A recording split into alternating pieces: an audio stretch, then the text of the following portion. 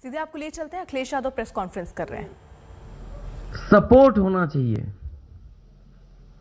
Support के लिए, उनके रिस्पेक्ट के लिए और सोशल सिक्योरिटी के लिए समाजवादी पार्टी ने फैसला लिया है कि पुरानी पेंशन व्यवस्था की बहाली होगी जब समाजवादी सरकार उत्तर प्रदेश में बनेगी।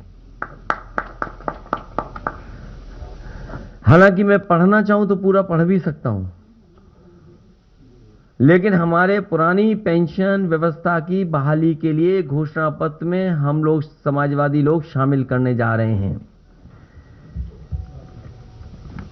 उत्तर प्रदेश के सरकारी सेवा में नियुक्त शिक्षक, कर्मचारी एवं अधिकारियों को सेवानिवृत्त होने पर जीवन यापन के लिए मासिक पेंशन दी जाती थी। इससे सेवा निवृत्त कर्मचारियों को आर्थिक सुरक्षा प्रदान होती थी।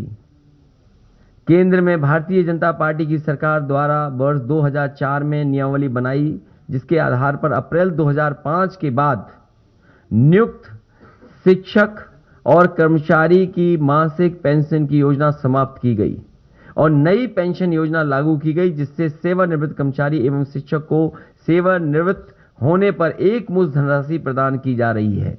इसके लिए 10% धनराशि कर्मचारी देता है और 14% सरकार देती है और इस पैसे को शेयर मार्केट में लगाया जाता है, जिससे इस व्यवस्था की विश्वसनीयता पर प्रश्न लगता है। मुझसे लगातार तमाम कर्मचारी और शिक्षक संगठन मिले और जिसमें हमारी बाईं तरफ बैठे हुए हैं, लगातार लड़ते रहे, बैठे, न जाने कितनी बार हमारी बैठकें हुई। केवल आपके साथ बैठक नहीं हुई, बल्कि कई हमारे जो एक्सपर्ट हैं, फाइनेंशियल चीजों को समझते हैं, जिनके पास अनुभव है, उनके साथ भी बैठक हुई। तब जाकर के ये समाजवादी पार्टी ने अपने मैनिफेस्टो में शामिल करने का फैसला लिया है। मुझसे लगातार तमाम कर्मचारी और शिक्षक संगठन मिले और उन्होंने पूर्व की भांति पुरानी पेंशन योजना लागू करने की मांग करी। इन लोगों ने लगातार आंदोलन और धरना प्रदर्शन किया, लेकिन इस कर्मचारी विरोधी सरकार ने इनकी बात नहीं सुनी।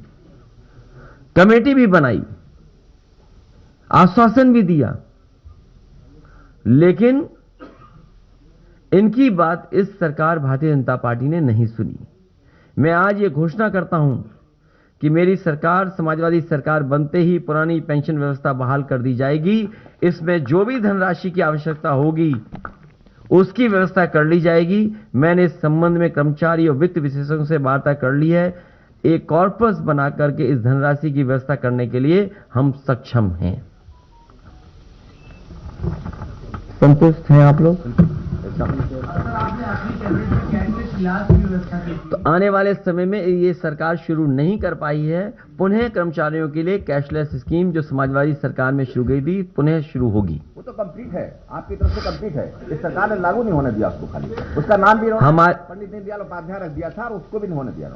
हमारी सरकार ने कर्मचारियों के लिए कैशलेस इलाज के लिए व्यवस्था की थी, जिसे सरकार ने लागू नहीं किया। वित्त विहीन शिक्षकों को हम सम्मानजनक मानदेय की सहायता अतिरिक्त रूप से प्रदान करेंगे। समस्त तृतीय और चतुर्थ श्रेणी के कर्मचारियों को जहां तक संभव हो सकेगा गृह जनपद, उसके निकट के जनपदों में तैनाती कराने का फैसला लिया जाएगा।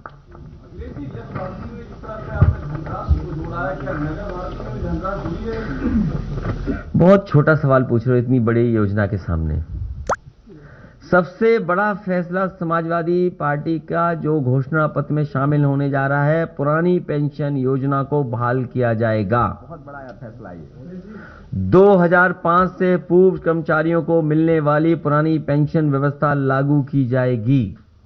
उसके लिए किस तरीके से लागू होगी, फाइनेंशियल एक्सपर्ट जो जानकार लोग हैं उनसे राय मशवरा किया गया है। किस तरीके से कॉर्पस फंड क्रिएट किया जाएगा, उसका भी इंतजाम समाजवादी सरकार में होगा।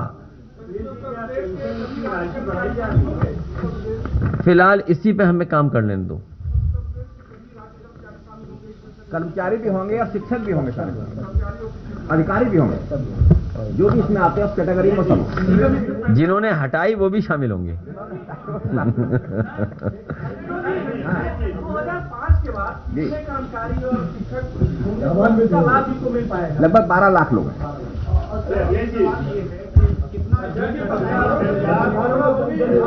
आपके राजस्थान में जो है पत्रकारों को 60 साल के बाद जो है पेंशन दी जाएगी। ये सुझाव अच्छा है, लिख करके दो हमें।